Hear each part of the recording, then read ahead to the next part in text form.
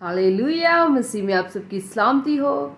तो खुदावंद के पाक कलाम में ज़बूर 23 में लिखा है कि खुदावंद मेरा चपान है, मुझे कमी ना होगी। आमीन।